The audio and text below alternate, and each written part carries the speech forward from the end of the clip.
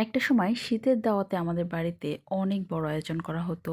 প্রায় ২০, ২৫, ৩০ কেজি করে চাল গুঁড়ো করা হতো শুধুমাত্র শীতের পিঠা খাওয়ানোর জন্য। আর আশেপাশের সব মানুষকে ইনভাইট করা হতো, যেটা এখন আর ওইভাবে হয় না। আজকে ছোট পরিসরে আমরা বাড়ি আসা উপলক্ষে প্রতিদিনই টুকটাক পিঠা-টিঠা খাওয়া হচ্ছে। আজকেও এরকম ছিল যে আশেপাশে ২-১ জনকে নিয়ে ফ্যামিলি পারসন। আজকে হচ্ছে চিতই পিঠা বানিয়ে নেওয়া হচ্ছে। ওই দুধ চিতইটা তেমন কেউ এখন আর পছন্দ করছে না। কয়েকবার খাওয়া হয়ে গেছে অলরেডি। তো এই শুকনো চিতইটা হচ্ছে মুরগির গোশত দিয়ে খাওয়া হবে চিতই আজকে। পিঠাটা অন্যান্য গোশের থেকে মুরগির গোশত দিয়ে সবাই একটু বেশি পছন্দ করে সাথে দেখলাম। আলুটাও খুব বেশি পছন্দ করে সবাই। এরপর হচ্ছে ডিম ভুনা করা হয়েছিল। শীতে যে গ্রামে প্রতি বাড়িতে ছোট, ছোট করে দাওয়াত হয়, এই দাওয়াত তো শেষই হচ্ছে না খেতে, খেতে। তারপর এখানে করা হয়েছিল বেগুন ভাজা, তারপর হচ্ছে সালাদ।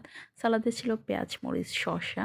তারপর পাতলা ডাল ছিল। পাতলা ডালে অবশ্যই ধনিয়ার পাতা, কারণ এটা একটু সবাই বেশিই পছন্দ করে। তারপর এটা হচ্ছে পোলাও। সরি, এখন তো আবার পোলাও বলা যাবে না। It's pilau. By the way, পোলাওটা কিন্তু আমাদের নিজেদের ক্ষেতের। আচ্ছা, পোলাও কি নিজেদের খেতে হয়? এটা ছিল বিফ। Thanks for watching.